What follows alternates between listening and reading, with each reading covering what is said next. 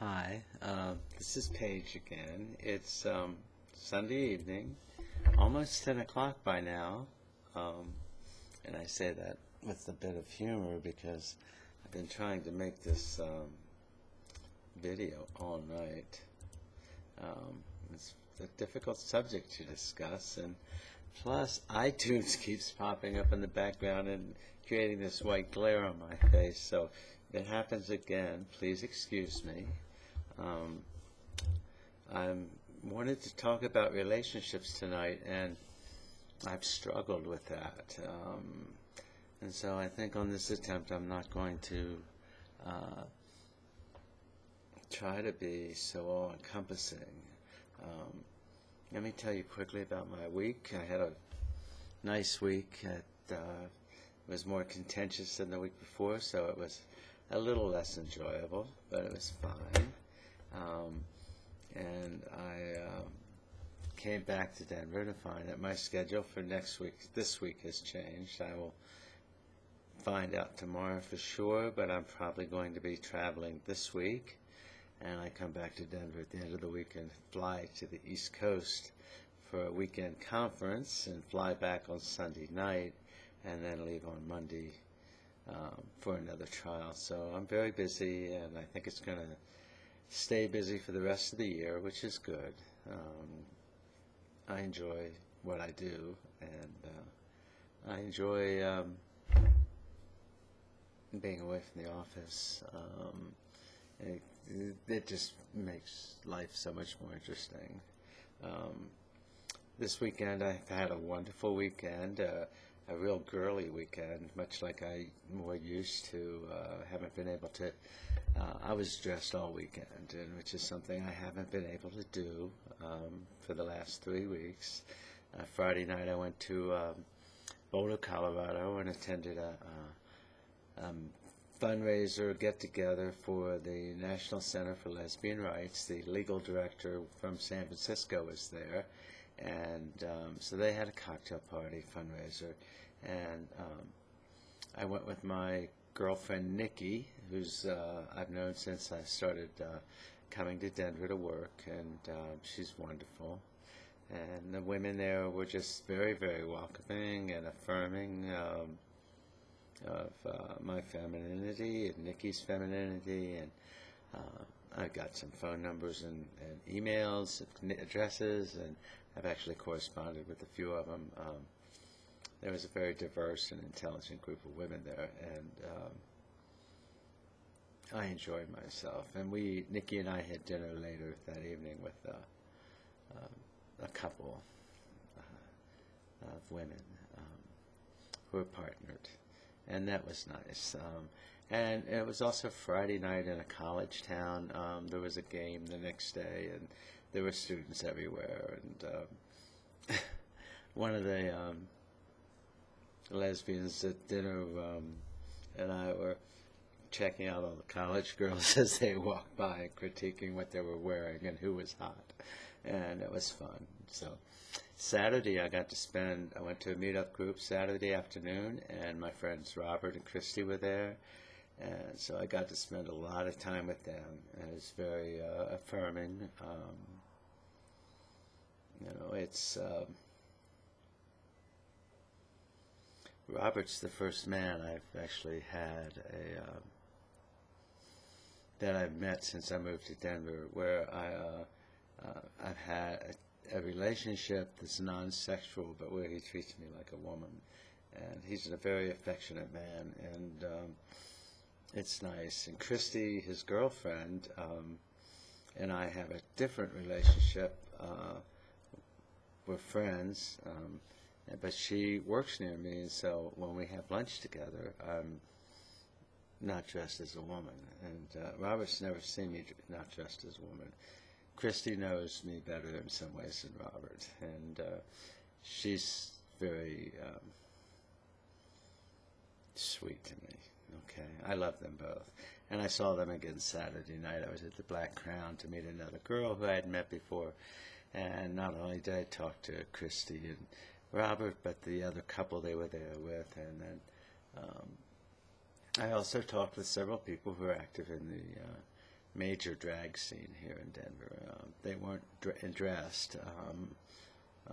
It was actually a genetic woman and a man, and they were both sweet. And today I went to, I got up, and after having something to eat at about 1 o'clock, I got dressed and went downtown to the shop where I had my first makeup, where I buy my wigs and most of my makeup, and I had missed those people. I used to go down by about once a month, because usually when I've been in Denver before, I've been downtown.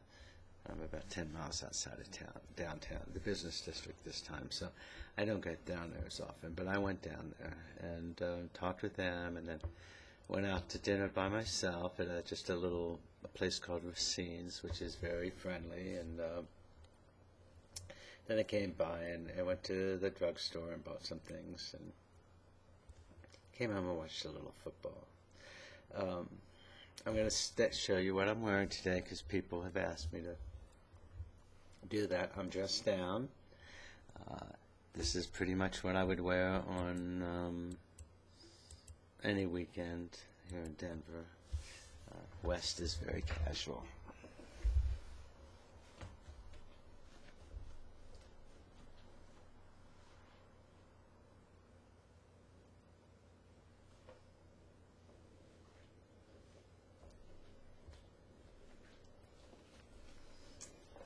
So, I don't have any heels on. I don't know if you could see what my footwear was, but they were just nice sandals, which I bought at Nordstrom's last year. I never wear heels. I have one pair of sandals with a very short heel. Never wear heels during the day, especially here in the West. The topic I've struggled with tonight is relationships, and it was inspired by my friend Michelle from Annapolis, Maryland, who I met about 6 weeks before I moved to Denver. And I met Michelle at a meeting of the Transgender Education Association, and it was very intuitively knew that she and I were similar, truly sisters. And so there was another girl there that night also who I think was with Michelle. I'm not sure if they were together at the time or not. I shanghaied the two of them, and when the meeting was over, we went to Freddie's Beach Bar, which is, of course, the place that my group, Classy DC Sisters, tended to congregate at after transgender TGEA meetings. And so I recruited them both for membership in the club. And she's a very feminine, intelligent, and just a wonderful person. And she asked me to talk about relationships. And, you know, we have all kinds of relationships. I have relationships with children. I have relationships with siblings. I still have a relationship with my parents, even though they're dead. And I have, of course, colleagues at work, friends that knew me from before, and I have friends that even friends that have met me as a transgender person. My status, since I'm in transition, is not stable. Not that I'm crazy, but even people that met me as a man who dresses as a woman and are comfortable with that may be uncomfortable with the fact that I want to go ahead and have the surgeries and live full time as a woman. All of the people I know, my children, my brothers, my friends, my transition, as happy as it is for me, represents a loss to them. My children are losing a male role model image. I talk to them all the time. I sign my emails to them, love Dad. You know, I'm very careful about not giving them more information about me than I think they can handle. I've never sent them pictures of me. They don't know anything about these videos that I'm posting on YouTube. And the same is true of my brothers. They've seen a picture of me, and they've talked to me on the phone. I don't talk with them a lot. But my transition represents the loss of a brother to them. Now, they will be having a sister, but it won't be the same, you know. It won't be the same. And whether they can become close to me as a woman or not is very problematic. But we'll have to see. And even the people that I met, I was involved with a woman named Barb in Washington, D.C. She was a wonderful woman. She was probably the most important person in terms of my transition to date. Let's say the most important non-professional person. Barb was very supportive and very helpful. She taught me how to dress as a woman would dress in different situations. She told me what colors are good for me, and she was the first person to really take me out in broad daylight to a crowded event that was not a club type event. She took me to a Cajun music festival at a Park for the Performing Arts in Washington, D.C. about 2.5 years ago. And I was so dressed down that I didn't recognize myself. But I was amazed because nobody looked at me. I mean, I would just fit in. It was a very positive experience for me. My relationship with her was a very positive experience. The first time I went to the movies as a woman, I was with her. I dined out in my hometown as a woman with her. I went to places that I had gone to with my children as a male in my hometown, by my hometown, where my home was, as a woman. And I gained a tremendous amount of knowledge and confidence from my association with Barb. And we were lovers. And for her, my transition would mean the loss of part of me that she was enjoying. And, you know, but it was a part of me that I didn't want to keep. So I was a moving target. I still am a moving target for any kind of emotional relationship with somebody. And that's one reason, since I've moved to Denver, with the exception of my friends, Robert and Christy, and then my girlfriend, Terry, I have not sought or really formed any kind of close relationships away from the office with new people. There's two reasons for that. One is that I don't want to complicate my life. My experience so far is that most people who meet me, even as a transgendered woman, like me the way that I am. If they're attracted to me now, it's because of what I am now. And of course, I'm proposing to change that. So I just foresee it as being a problem. And there's also the problem that I don't want an emotional relationship that's going to keep me from following my path that I need to follow for myself. I don't need that kind of emotional encumbrance. You know, but it's impossible